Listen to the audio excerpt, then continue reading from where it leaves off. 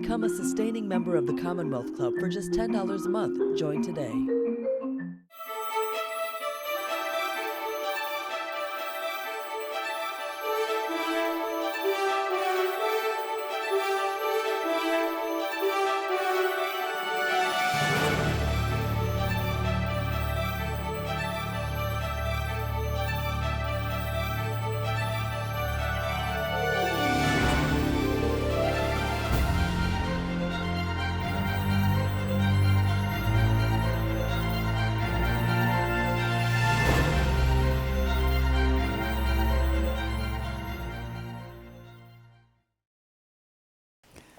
Good morning and welcome everybody to this morning's program, The Future of California Tourism in Challenging Times at the Commonwealth Club. My name is Spud Hilton and I spent 19 years in the travel section of the San Francisco Chronicle, including 10 as the editor there, and I'm currently the editor of Where Traveler magazine for San Francisco Bay Area, which is distributed in hotels, all of which is to say travel, tourism, and all of it are very close to my heart, and I am absolutely thrilled to be moderating this panel today with this esteemed panel. So, a special thank you to the California Wellness Foundation for providing support for this program. We are joined today by three terrific guests who can give a terrific overview of the state of tourism in California, where we are now, and where we're headed over the coming months and years.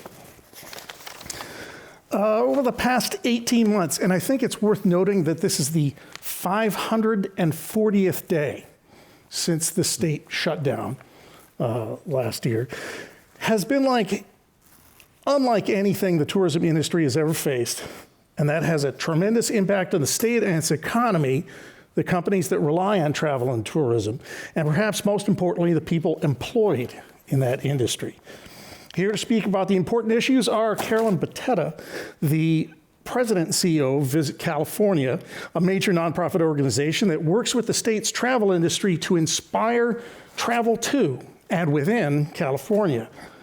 Joe D'Alessandro, the president and CEO of SF Travel, which markets the San Francisco area as a leisure, convention, and business travel destination. And Daniela Puccinelli, director of event management at Westin St. Francis, San Francisco on Union Square, and a veteran in the tourism industry. Before we jump in, a quick note about today's format.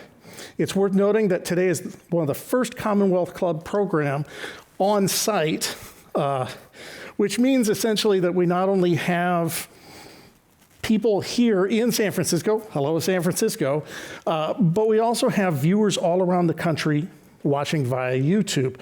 All of you, no matter how you are watching, can submit questions for any one of our panelists. If you are watching online, please post the questions in the chat feature of YouTube or Zoom. Those will be brought to me throughout the program. For on-site questions, please fill out the question cards that are on your seats. Okay, so let's begin. And I want to start with you, Caroline. It's Carolyn. Yes. Thank you. Thanks. I did some reading lately. Actually, I just Googled it and found out that apparently tourism in California is kind of a big deal. To say the least. Yeah. Could you paint a picture for us of the importance of tourism to the entire state, the current state of tourism, and maybe the challenges that the state is facing now that we're already 18 months into the pandemic? Yeah, that's a great question, Spud. And it's just interesting as we continue to go forth through this pandemic. I feel like there's a before COVID reality, during and after, and we all preface everything we speak to in the tourism industry as before COVID. I think I'll start with really what happened. Tourism and hospitality was more affected than any other sector both nationally and in California. As a matter of fact, for us, and I know working with Joe D'Alessandro for years and years, we both experienced 9/11, which was epic. Well, this was 10 times the size of 9/11. I find it ironic that we're sitting here on today, the 20th anniversary, speaking about this, but that's the earthquake, if you will, of what happened to tourism and hospitality. Overnight, California, within 30 days, lost 55% of its spending and employment. Pre-COVID, it was a $145 billion a year industry that directly employed well over 1 million Californians. So it was an incredibly large loss felt throughout the state. Not only are our gateway cities highly reliant on tourism revenue to power city services, which Joe will talk about, but so are our rural areas and counties. Every single county, it's the number 1 or 2 employment sector for all of our rural counties as well. So to say the least, it was certainly epic. Where we started, where we are. We're projecting a 5-year recovery. A lot has come back. We're fortunate in California, actually, that we have about 79% spending here in California from Californians. But international and meetings and events are critical to the overall health of the industry, particularly in our gateway cities like San Francisco. And so that's where the real lag is, and the challenge is bringing back that visitor spending in those segments to become whole again post-COVID. And I'll just close with, just to put all of these numbers in perspective, we are the number 1 tourism destination in the United States. We're actually 2.5 times the size of the Florida tourism economy and 5 times the size of the Hawaiian tourism economy. Could you outline what the state is doing right now to try to encourage more tourism during these times? Yeah, I think that's the good news, is that our elected leaders, our governor, our lieutenant governor, certainly recognized the economic impacts to our local areas and the state as a whole, as well as employment and getting people back to work.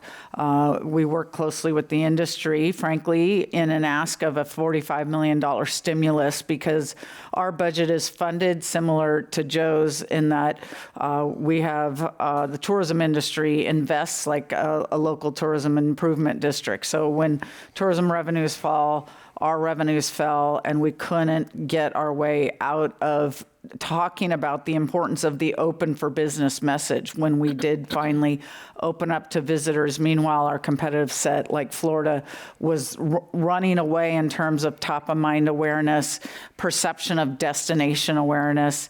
Our ask was $45 million as a one-time appropriation to jumpstart this open for business message, and our elected leaders came through with a $95 million stimulus. So it really speaks to the importance of the industry and the important economic fabric that is tourism in California. And so we actually right now, for the first time ever, are running a 52-week campaign, both in-state and nationally, speaking to prospective travelers from around the nation of come and experience California right now. And then an additional about a $10 million layer in California, a campaign that's entitled Calling All Californians, talking about the importance of choosing a California bucket list to help stimulate the economy, our neighbors, our friends. What a great modern day act of patriotism to choose California to really jumpstart that. So at the appropriate time, I can even show you some of the creative we're running right now, and I bet you our viewers here and in Zooming in with us perhaps have seen this campaign. And I think now is the appropriate time. Great. This couple is working hard on our state's recovery. You see, they live in California, and keeping their vacation in California supports our small businesses and communities, which means that beautiful baby gherkin atop this charcuterie masterpiece is like another brick in the rebuilding of our economy. Job well done, friends. Calling all Californians. Keep your vacation here and help our state get back to work. And please, travel responsibly. Joe, it's your turn. Give us some insight. The importance of tourism to San Francisco, because I Googled that too, and apparently it is also a big deal here. The importance of tourism to San Francisco, how the city's been affected over the last 18 months, and some of the ways we're addressing the issue, I guess. Sure, Spud, and happy to talk about it. It's great to be here to be able to share some of this information. Leading into the pandemic, tourism was San Francisco's leading industry.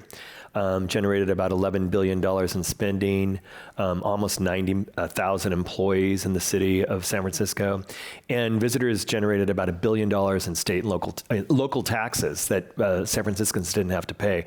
And those taxes went to pay for everything from schools and parks, police, fire, roads, you name it. And for the 10 years leading up to the pandemic, we had 10 years in a row of record-breaking growth.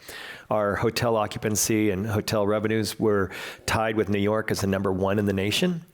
And then the pandemic hit. And today, we're tied with New York as the worst performing major hotel market in the nation. And it's largely because of our mix. San Francisco has always been a very expensive city.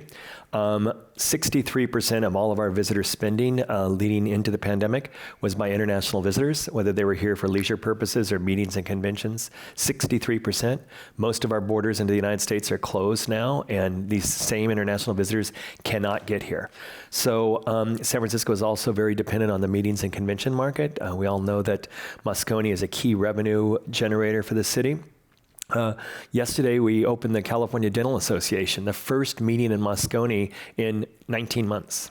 The Moscone has been used as a mass vaccination site, as the center for all the emergency services during the pandemic. But now it's back to its intended use. But for the first time in many, many months, we're having our convention here.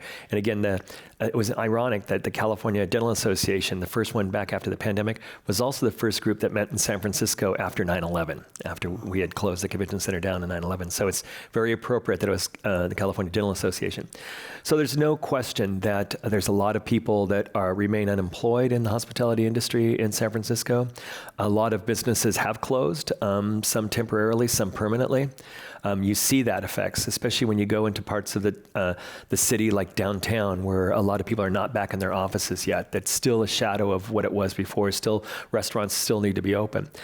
However, the neighborhoods have seemed to be faring fine during this period. The neighborhood restaurants are very busy. Luckily, the city's taken some healthy approaches and did the parklets and the outdoor dining functions. A lot of people, instead of working downtown, are working in the neighborhoods. So, and those restaurants were able to expand capacity during the pandemic and be able to open and function well. So, it is a mixed story. It's depending on where you are and the kind of businesses you served, how you've been able to survive. But still, we don't anticipate that San Francisco return to the levels of tourism of 2019 until probably 2025, simply because of our market mix. We are a very expensive destination. We don't have the domestic leisure travel audience that a lot of other less expensive destinations in the United States have. So we are attracting more an audience that is more willing to pay our prices in San Francisco. So what we're trying to do, and working closely with the private sector, the hotel community, the restaurant community, and also the city, to do everything we can to rejuvenate San Francisco and make it more friendly, make it more approachable to many visitors to come here. So we've been partnering a lot with Visit California. A lot of our marketing is together with Visit California. We have the same strategies. We align on most all of our efforts like this.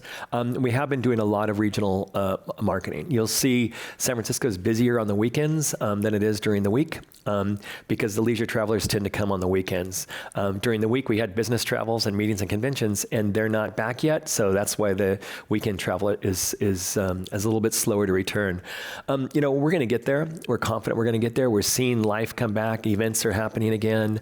We'll have a busy October in terms of public events. events with Fleet Week and the other activities that are happening. But it's still been devastating, and there is no other word for it but devastating. You know, in marketing, we tend to always paint a beautiful picture of how wonderful everything is, but we have to be real.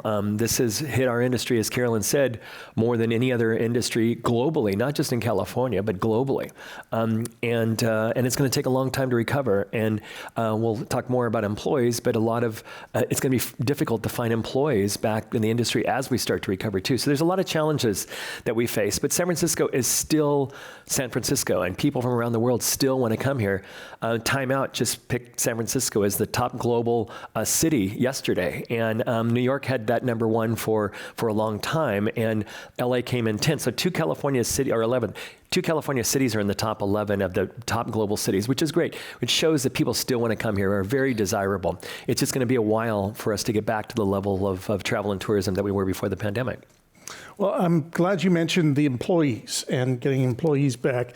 I think it's real easy to get lost in the numbers and lose sight that employees are the ones who power the tourism industry. And Daniela, if you could help us understand, what's been the impact of the past 18 months on those who are employed in tourism? And what are the challenges you and other employees have faced and continue to face? Well, as Joe had mentioned, it is devastating. We've never seen anything like this in our industry. We've seen colleagues, friends, laid off, furloughed. Hospitality is all about service, providing an experience, and we were doing the opposite. We were telling people, you can't come to work, I don't have work for you. So it was a different mindset. It was very mentally challenging in that sense, because we're there to provide an experience and we couldn't do it. I think I've been able to work throughout the pandemic, but I'm one of the fortunate ones. But I've seen a lot of colleagues that have left the industry because it was taking too long to come back, and there are a lot of talented people in our industry. So being in the San Francisco area, tech and these higher paying industries are taking the people that can transition into a different field. So we're seeing that. Now that we slowly are coming back in business, it's hard to find people. I would say most properties in the San Francisco, I would think generally have brought back everybody that's still part of their team, and now we're trying to all find new members, and we're all vying for the same people. It's really competitive out there. Anxiously awaiting all those hospitality majors, those students coming out of school. I think that'll be a nice influx, and then once the spring hits, but it's been difficult, and watching people come back to work is interesting too, because we have to preface it's not the same environment that you left. We are working differently. People are anxious about coming back to work because they've been home and not doing anything. So there's this readjustment into coming back into work life, public life, being around a lot of people. So it's just, we all have to support one another to make sure we get through this together. And if they're anything like me, they had to go out and buy more clothes that were slightly larger. People are, trepidatious when they come back and wondering if their work clothes still fit. Yeah. Let's look at a little bit more range of tourism issues, including some of the positive sides. What's been and this is for any of you, what's been the impact of intrastate tourism, and how is it being encouraged? Happy to take that.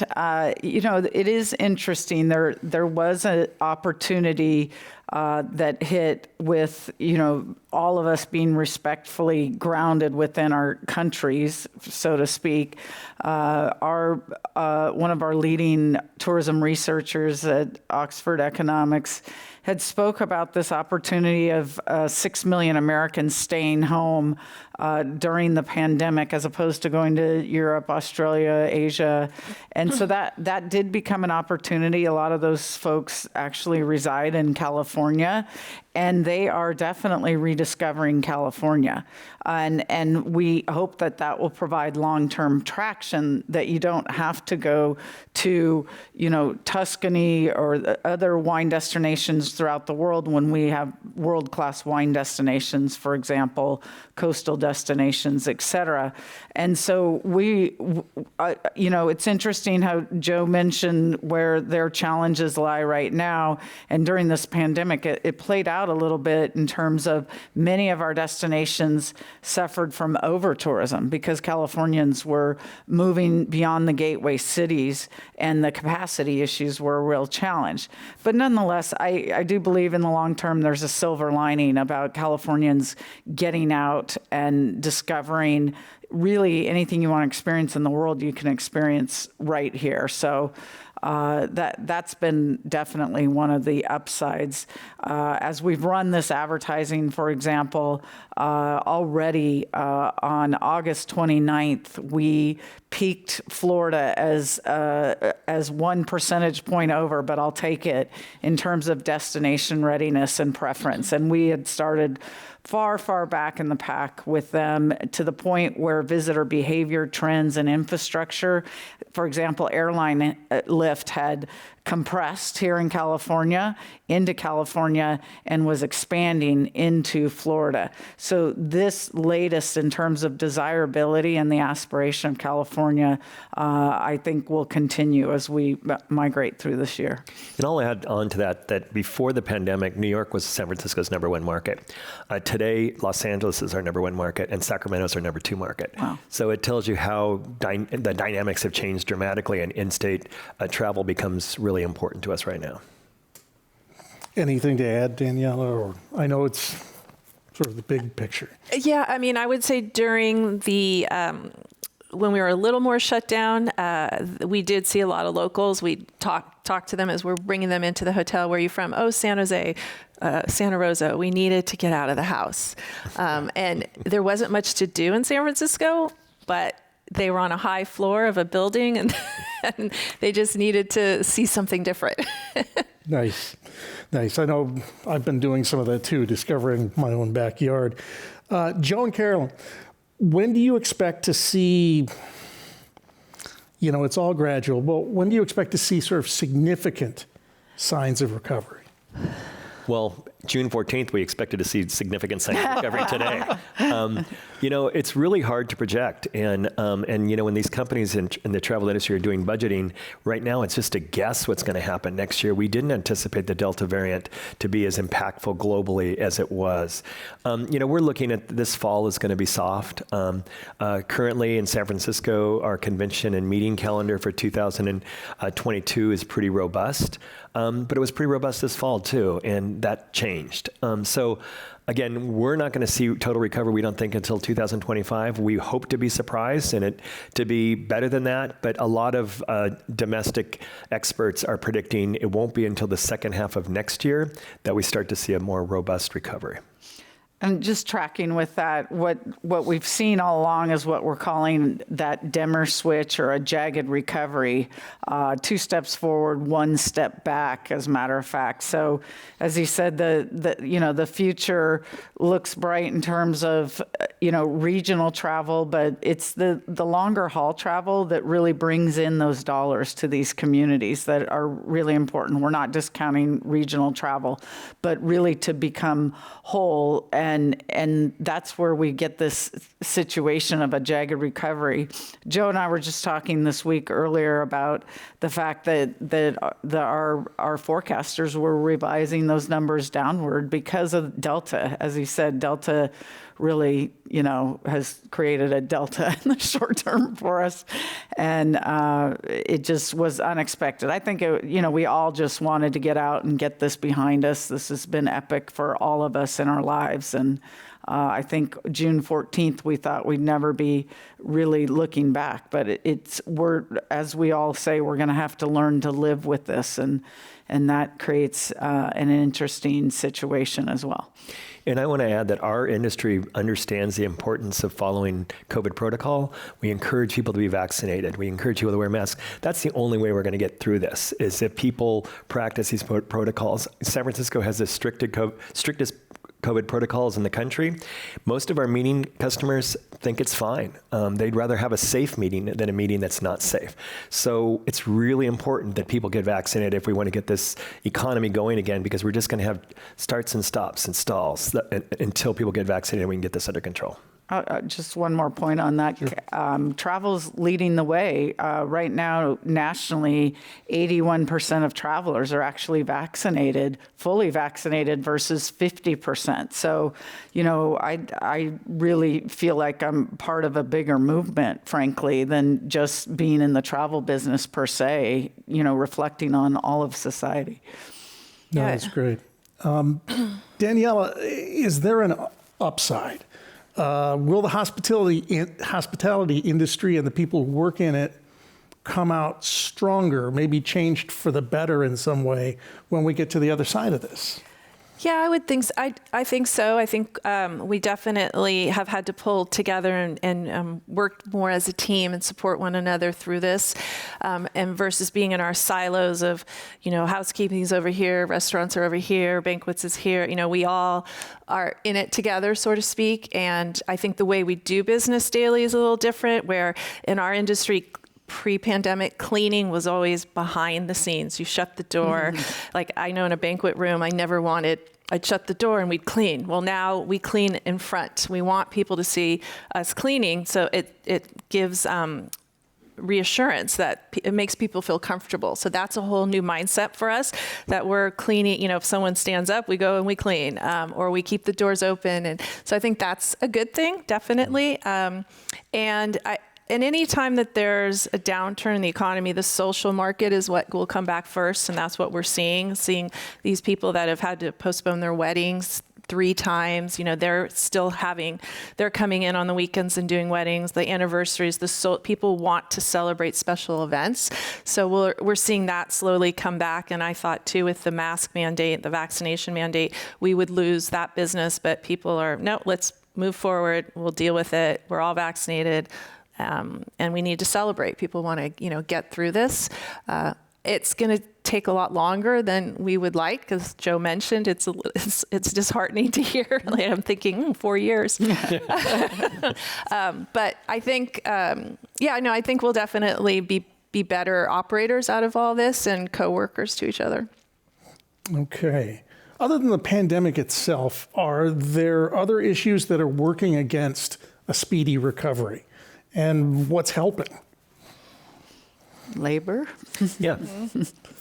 Yeah, I mean, across the country, even hospitality has been one of the hardest hit areas. We're hearing about labor shortages in all sectors, but hospitality has been hit extraordinarily hard. Joe actually just became our chief financial officer. He's part of our officers of our 37-member board, and we had met earlier in the week with our other officers, one who's running Universal Studios and a couple of other attractions, Dan Gordon Biersch, and that's in their frontal lobes. It's all about labor. So I will say that it is interesting to see the patience and tolerance of prospective visitors in understanding this from a global perspective. I only think you get a honeymoon for so long, but for the most part, I think patrons just appreciate businesses being open and trying their hardest in terms of service levels, and that's really heartening. Another thing, supplies. Really? Yes. Yeah. Basic supplies have been tough, and we have to pre-plan so much further to make sure we can get, beef and chicken and just the basic Kleenex and just the basics. Like, you hear about the car industry and the chips, and it's tough to get supplies. After labor, it's supplies. Huh. That's news to me. I did not know that. I mean, I knew I couldn't get Fresca in the stores. But I didn't know about that hotels would have that Yep. problem. Sort of a last question from me, almost last question. What's important for California citizens to understand about tourism, and maybe what can people watching this, both live and on YouTube, do to assist you in your jobs? Let me start with that one. Because I feel really passionate about this. I think that, we all love to travel, and we've heard about, Daniela mentioned it, people just need to get out of their house after being stuck in there, and they know how important and liberating travel is and how it opens minds and opens the world and to people. And we all want to go to these exotic places, but for the time being, let's focus on California right now. Let's spend our money and keep our own businesses operating, keep our small businesses. Most of San Francisco's tourism economy are mom and pop small businesses, small restaurants. It's not the huge, we don't have casinos and big theme parks in San Francisco. They go to the neighborhoods. They go to the same businesses that we support. We need to make sure these businesses can make it through these times. So instead of necessarily going somewhere else, spend your money in California, support your local businesses. That's absolutely critical during this time, because if they can get it through it, then they can survive and be healthy, and not only our industry, but the economy and the very spirit of our communities can survive. But we have to make sure we can do everything possible to make our California businesses survive during this period. And if we can, I think it's going to be a much brighter future for all of us. Yes, and just doubling down on that, supporting our businesses and our destinations and our urban cores. That's where the business, where we need that business the most. In addition to that, as you saw perhaps on some of the advertising we're running, it's really important for us to emphasize traveling responsibly, not only from a safety protocol perspective for you and the guests and our employment base to keep those employees safe, but also from an environmental standpoint when you're out wandering around, and an economic standpoint. As we said, during COVID, right before COVID, we had drafted a California sustainability plan around travel. We thought that would just be on the shelf when we went into COVID, but we quickly pulled it off the shelf because many of our destinations outside the gateways, as I said, were getting visitors for the first time. So, we had people going up I-80 and I-50 corridors to Lake Tahoe without, chains in the winter and appropriate tires, or just pulling over the side of the road and throwing out sleds. It was a danger for people that were sledding next to a freeway, for example. So there's responsible ethics around keeping yourself, your family safe. But when you're trying to get that shot, think about the business that's operating right behind you, and make sure you walk in there and grab a cup of coffee or a Diet Coke, because they're all using their bathrooms, facilities, and they need that business too, just to stay alive. So it's really about responsible travel on so many dimensions. That you may be out of your neighborhood, but you're in somebody else's neighborhood, and we really are a global community at this point. I've been a strong advocate to get rid of the word staycation.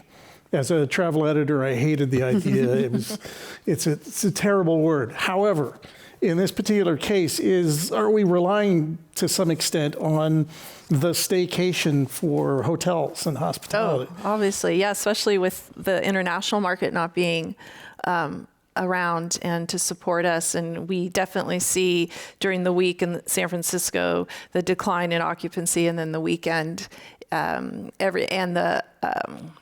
the drive-in market. I just found out this last Labor Day weekend at our hotel, we had the highest revenue in parking ever. And that's because of the drive-in market. Wow. Mm-hmm. I have a personal anecdote on this. Several years ago, my husband and I were building a house in the Sierra foothills, but we just wanted to get away. And as crazy as it sounds, we drove like 20 minutes up the road to stay the night all weekend in a B&B in Grass Valley. And so we go up there at night and have a great dinner and spend the night. And then in the morning we come back and work on this house. Like, hard labor.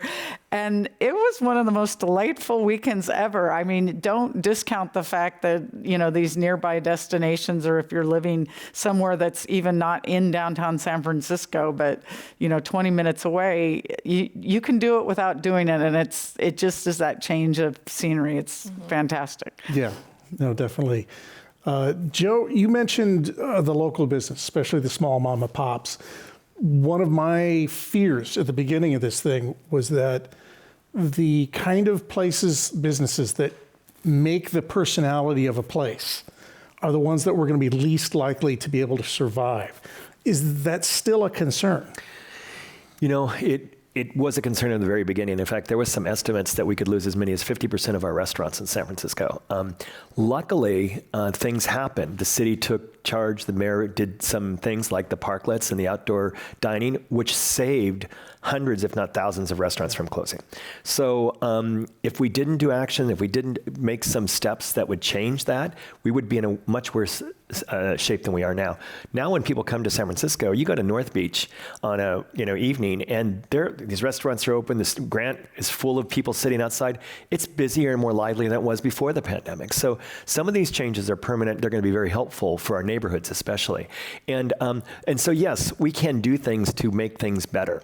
And I think San Francisco has done that. I think being the first in the nation to go into lockdown was scary for us because we didn't know what that meant. But we also have one of the lowest death rates in the world right now through COVID, and one of the lowest infection rates in the world. And over 80% of all eligible people are vaccinated in San Francisco. It's pretty amazing. So we're telling the world that San Francisco is a safe place to come to. It's a safe place to come. We ask people to sign our pledge that says you'll follow our protocols when you come to San Francisco and travel here. But it is that we're marketing as a safe place to come to because we were strict and we followed these codes and based on science and knowing that that was the best way to keep our city and our industry alive. That's great. That's great. I have a number of questions, some from online and some from here. Let's see. Upon or perhaps in preparation for opening borders, what do you see as the most critical steps in restoring international visitation to California and San Francisco? Yeah, I think, our country is working bilaterally with some of our major markets, those being Canada, Mexico, the UK, Germany, Japan, China, Australia, to name a few. We had 14 international offices up and running before COVID. Those are right now on suspense. But it depends on the country. Canada had a threshold of their own vaccination rate, and so they finally opened on August 9th, reaching that vaccination rate. But Mexico, actually, their airline lift is running at about the same schedule as it was pre-COVID at this point. But, for example, Beijing, China, our largest international market, including San Francisco's largest international market, they want to make sure they deliver an Olympic experience. So we really don't see that market coming back until post-Olympics. Australia and New Zealand, big markets for us. They're looking at this internally, as you know, so we're not looking to them until late 2022 in terms of openings as well. Japan, we're hoping that's a mid-market. The Japanese Association of Travel agents are asking people not to travel, and they're encouraging their clientele not to travel, for example, through the fall, and then reassessing on January 1st. So depending on the market and the protocols, we, particularly in Japan, we work cooperatively with that association because they view safety as paramount in their culture. We, before the pandemic, our top number one market was China, overseas market, and then it would jump back and forth between Europe and Asia. What we're anticipating now is that Europe is going to recover faster than Asia. And United is our largest single carrier, and SFO is their Asian gateway, and that's going to hurt us with a slower Asian recovery. We anticipate that most of our European service at SFO will be coming back. We were the fastest growing large airport in the United States leading up to it. Most of it was international. Most of it was a lot of international carriers that many of which have suspended service right now, but we're starting to hear their plans to return and start service again. And again, I think Europe is going to come back first, and Asia is going to lack them, and Australia will lag behind a bit in order to come back to its full force. Okay. Danielle, I think this is probably for you. What's the most effective way a hotel can reduce guests' fears prior to their booking a stay? Ooh, good question. Well, most hotel companies have new cleaning protocols, and they are listed on all our website, their corporate, company websites. I know that we, at our hotel, we do send out a letter, a pre-arrival letter, so that we alert the guests what the protocols are to be in the hotel, because we, the mask mandate, if they're eating and dining, you need to be vaccinated. So, and then we go over the steps that we've taken in terms of cleaning and keeping the space safe and stuff. So I think that's important. When it comes to meeting and events, we also have the protocols that we're doing, and we get a lot of questions about that, and we send all the different steps that we're taking, whether it's public space, private in the meeting space, and in the sleeping rooms. We're giving. We added hand sanitizer packets into the guest rooms. I've been in hotels where, the remote control is covered. There are new apps now where you can make your phone your remote control. So there's a lot of technology that's coming into the industry too to make people feel more comfortable and safe to travel.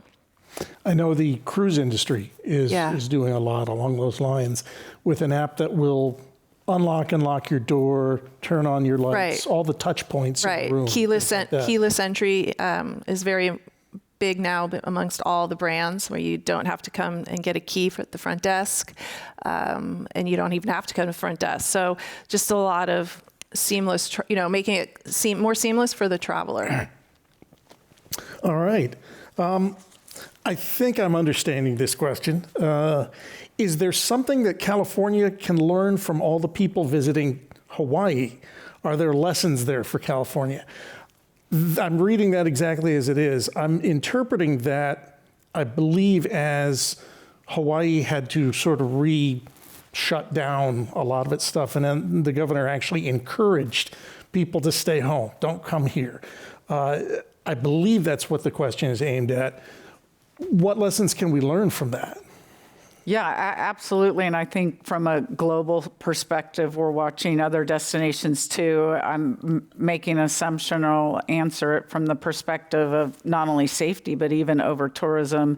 And then the vital protection of healthcare infrastructure, making sure that there's enough beds to service those that are infected if there's an outbreak in Hawaii, for example, or here. So it really is, to Joe's point, is continuing to encourage vaccination and safety protocols, which I feel like California leads definitely in the nation, if not the world, on that front, as well as continuing to echo that amongst the travel community. 81% is great compared to the Delta of 50% America, but why not continue to push more vaccinations to keep people safe? And then in California alone, we do have this very checkered recovery, as I said. And so our new normal is really looking at spreading the love, if you will, and looking at times where there were times where San Francisco was at capacity, for example, pre-COVID. Now San Francisco needs the love. So a lot of our promotional efforts are driven toward those principal gateway cities of LA and San Francisco, while some areas are at capacity. Yosemite is a great example of being at capacity during the normal season. We don't promote Yosemite, and we work with them cooperatively when it makes sense sense to promote Yosemite, for example. So really looking at the visitor patterns as almost yield management.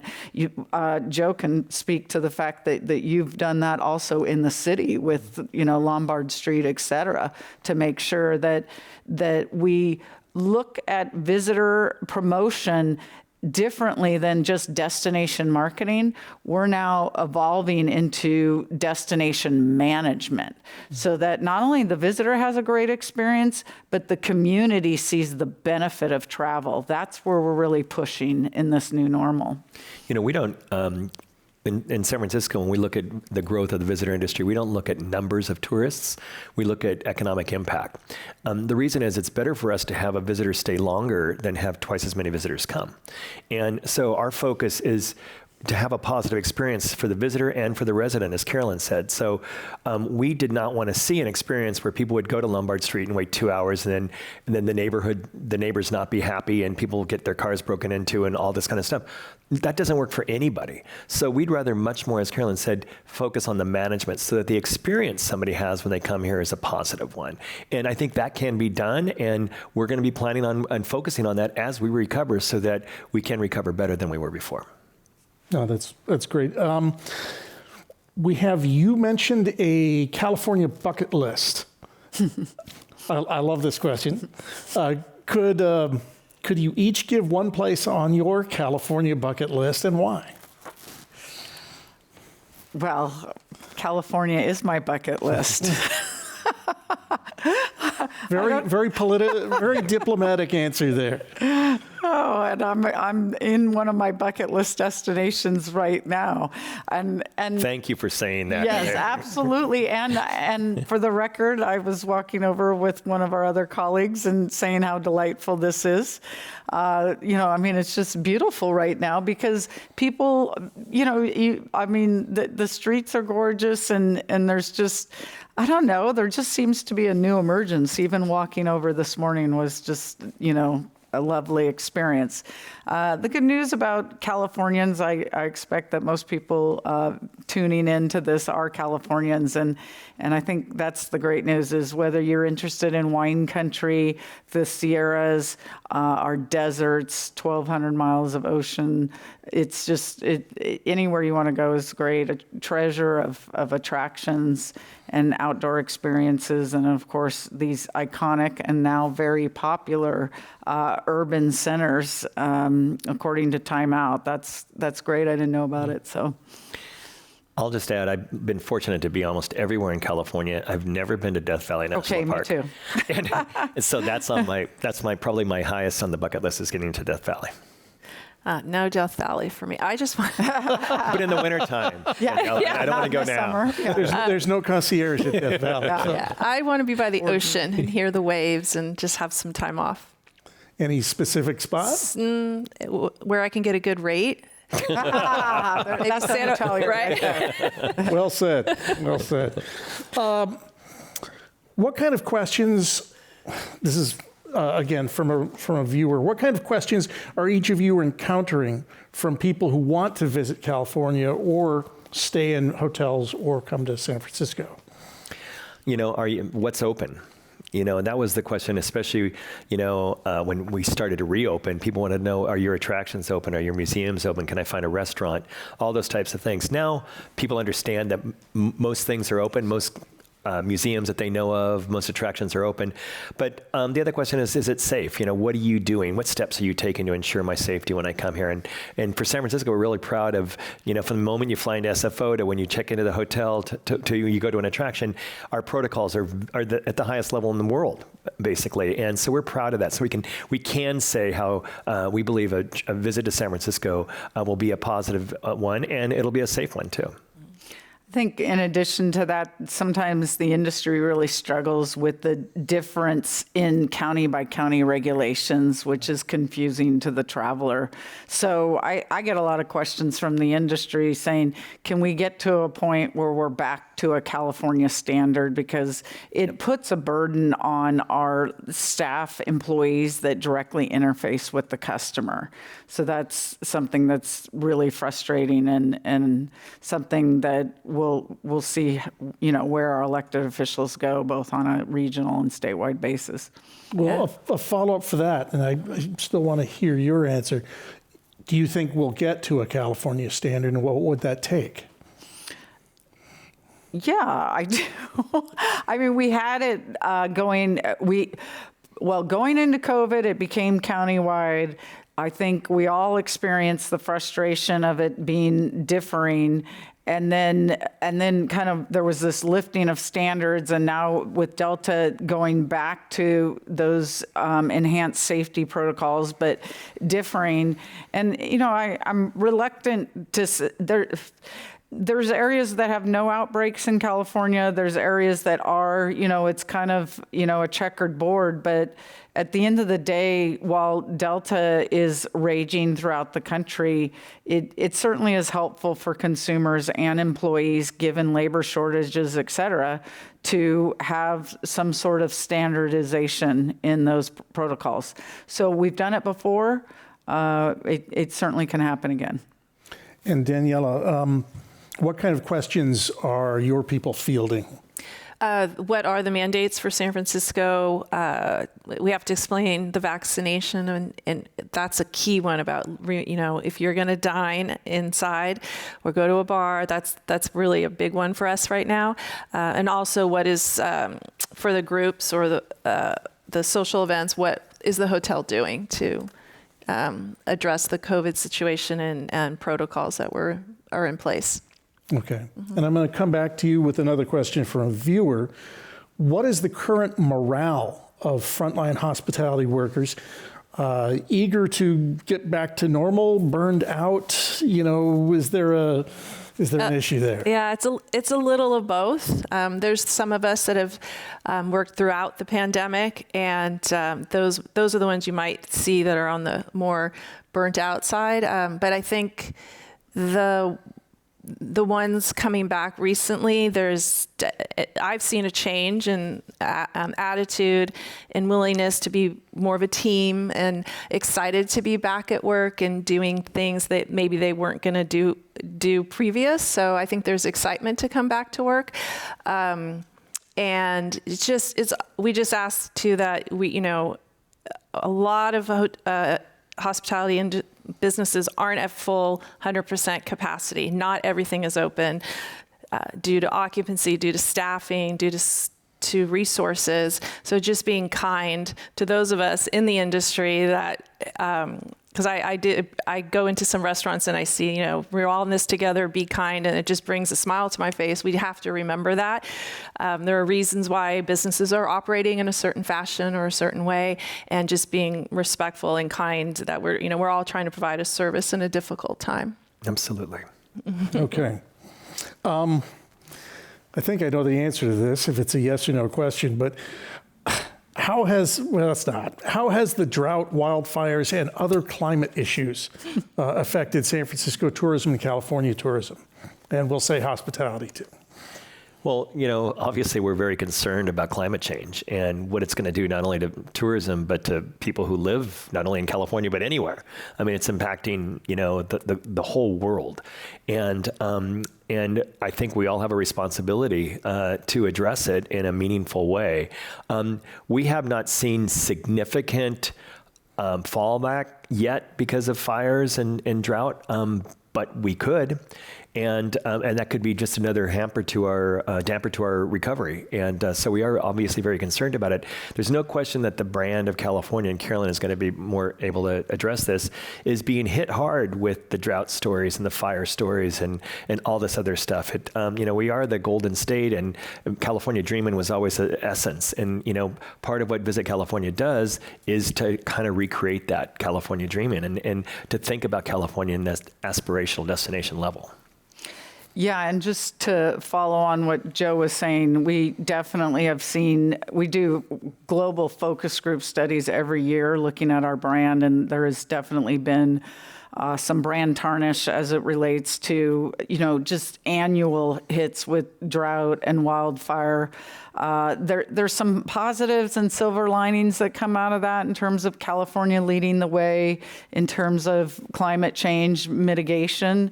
That's certainly helpful for our brand, but it's a longer term tenant versus the reality of what's happening real time. We know that our advertising definitely helps stem the tide of brand tarnish because we can communicate, unlike media outlets that will show a fire that's as if it's raging throughout California or earthquakes, et cetera. We try to communicate the facts for travelers of impacted areas and corridors or fires that might have been really a natural phenomenon. That's our new narrative, which shouldn't have to be a narrative because it's real. Wildfire is a naturally occurring phenomenon, just like there's a hurricane season. So that's helping some. The hardest challenge we have around dealing with natural phenomena is the media loves to cover California 5 times to the degree of other states. So you've got a situation with Washington, Oregon, that those fires broke out first there, for example, this year. They had wildfires last year, even British Columbia, Canada, and yet the media is in love with covering California and will ignore wildfires somewhere else, just as one example. So we are in the spotlight, and from a negative standpoint, because media loves negative news, that is a harder fight for us. I think, Daniela, maybe there should be an opportunity to say, how does climate change and conservation fit into the hospitality business plan? Oh, as operators, it's a huge component of making a green decision. Every hotel company has ways where you don't have your room cleaned every night. That saves on washing linens and towels and such. Managing the water, the power in the building. I'm glad I don't have that responsibility.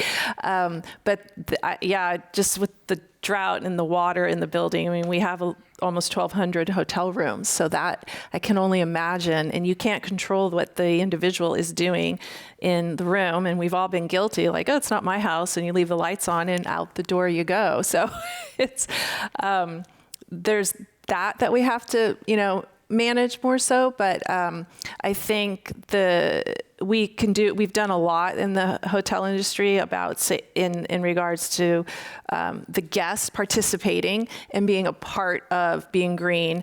We can offer it to our group guests as well, and so then that way too, people feel like they're doing doing some good for the environment. That's great. Good. Joe, I think this is probably mostly on you. Can you comment on plans to clean up this San Francisco to encourage tourism to return? Sorry, there's a handwriting issue here. To encourage tourism to return. We all read negative news. It must have an impact.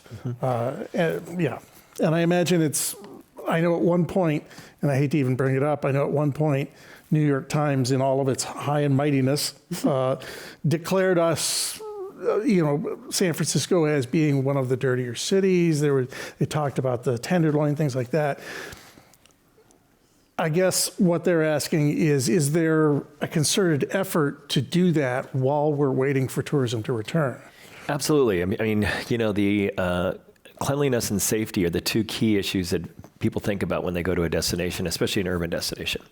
And although San Francisco has had challenges, so does most other cities. So when we look back at some of the media negative stories about San Francisco, we often find that they go towards media sources that don't like San Francisco's politics. Right. And those really amplify the story. And not making a political statement, it's just a fact. There's certain media outlets that hate the word San Francisco and the two words, and like they hate New York or Los Angeles or California, honestly. And so they'll pick on us more than they will pick on other places. That being said, we do have some issues, and we've been working very closely, both the public sector and the private sector, working closely together. San Francisco has now $1 billion focused on helping house and helping people who are forced to live on the streets. We were very concerned that the numbers of people living on the streets would have increased dramatically during the pandemic because people losing their jobs and the ability to stay in their homes. Some measures has helped to mitigate that. But cleanliness is a real key thing. So we've been working very closely with the city, the establishment of community benefit districts and business improvement districts that help clean up the neighborhoods. We have a brand new one right here in downtown that just started last year. So there are a lot of efforts being made to make sure that the city looks good and is safe for people. And we realize that's going to be really important. I honestly believe that the city is cleaner today than it was as we got into the pandemic, and I'm walking the streets of San Francisco all the time. We still have a challenge with unhoused people that we have a responsibility as a society. It's not San Francisco's responsibility to solve this issue. It's society's responsibility, and it can't be done city by city. It has to be done by the state and then a national government to do that, because it is a national problem. But we are taking steps, and I only can have confidence that these steps will help to improve the situation as we go forward. Good. As I understand it, the city itself is putting $1 billion into working with homelessness and things like that, as well as starting some other programs. And this is my question, not the viewer's question, but is there something to be said for making those improvements while we have the chance, Absolutely. while there's less tourism, so that it is a better place not only for the visitor, but also for the resident? Is that... Absolutely. And, we passed Measure C a few years ago that raised $300-something million a year to deal with fighting the situation on the streets and providing services to people that are desperately in need into it. And so we have resources now that we did not have going into the pandemic. The city won the lawsuit that they can spend that money. And this is all new. This didn't happen 2 years ago or 3 years ago. Those resources were not available. Money doesn't solve all problems, but it does help. And so I believe that having these resources now that we didn't have before the pandemic will help the situation. Okay. I think this was already addressed, but I'm going to ask this again if there's anything to add to this. Do you think vaccine mandates like the one in SF and around the state will help the tourism businesses? I think the issue around safety is paramount, and vaccines are the primary tool in the long-term fight against COVID. So we've seen in our research, actually, that's just coming out, that, and Joe mentioned this as well, but from a California perspective, that visitors are more interested at this point in visiting destinations that perceived as safe or are safe. And the number one indicator right now in terms of consumer sentiment around safety is vaccination rates. And really that part of the core DNA for communities, being vaccinations is really, really important. I think we need to get out more information about the fact that there's this disproportionately higher vaccine rate amongst travelers, so that travelers will just feel more comfortable as they're getting to that destination, moving through airports. It's a lot more safe to be inside an airplane than our own household, for example. We need to get out that sort of information about the safetiness of not only the traveler and the facilities we use to get to a destination, but then the destination itself, or the community for that matter. It's really unfortunate that this vaccination has become so politicized. We were used to getting vaccinations our whole lives, and there's vaccination requirements to go to schools, and there have been since, I was, going to school. I remember getting, my shots at school. In fact, and all of a sudden this has gotten politicized, which is ridiculous. It's just a health issue. And it's just trying to stop a global pandemic that is killing, hundreds of thousands of people. And it's just common sense to take precautions, not only to protect yourselves, but to protect others. all of us has heard or said hundreds of times over the last 18 months the phrase, the new normal. I know I've said it more times than I can count. What are some of the new normals for the tourism industry, both good and bad? I'll start. For us in San Francisco, there is no normal. I just want to say, because it's going to be like in 6 months is going to be different than it's like now, and we don't know what that's going to be. 12 months is going to be different. But one thing that we have done and kind of how we communicate what San Francisco is all about is talk a lot more about our outdoor experiences, because people want to do that. We have one of the most attended national parks in the country in the city of San Francisco, Golden Gate National Recreation Area. And the abilities for people to walk around our neighborhoods or go to Golden Gate Park or go to the Presidio or Alcatraz or the Marin Headlands, it's incredible what we have here in terms of an outdoor experience in San Francisco.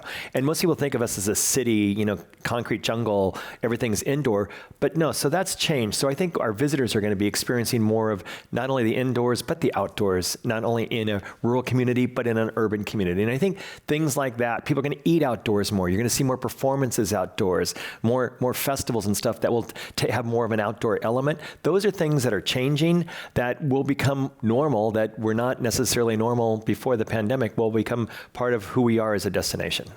Daniela, any new normals? Well, as mentioned previously, I think cleaning protocols and the way we go about doing that in the hotel industry, being more upfront about it and visible about it throughout the building, I think that'll stay with us. I think when it comes to events, customizing it for what the customer's comfortable with, versus we used to be like, okay, you're going to have 3 people at a 6-foot table. No, now it's, well, what are you comfortable with? What are your guests comfortable with? So I think we're going to have to tailor our meetings around that and the group that's in-house. I think that'll be a new mindset for us.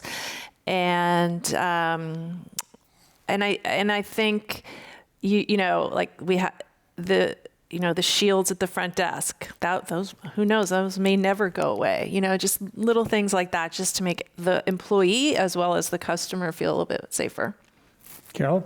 Yeah, I'll just end by saying crisis is not competition, and our industry has really pulled together this collaboration of competitors to look at long-term resilience. So that's a new normal, if we can survive something that was 10 times the impact of 9/11 by working together, that speaks well of the future. On the consumer front, we are all marching together on this idea of responsible tourism. So while this has been disastrous, the pandemic on businesses and human lives, I think that we will be in a better place of sharing this history and culture and these experiences, but sharing them responsibly. That's critical, and I'm really excited about kind of transforming that with partners like Joe and Daniela and others coming out of this. And that's a great way to end it. Unfortunately, that's all the time we have left. I know we could have gone much longer, clearly, on this topic. Carolyn, Joe, Daniela, thank you for your time today. You can learn more about Visit California at visitcalifornia.com and SF Travel at sftravel.com.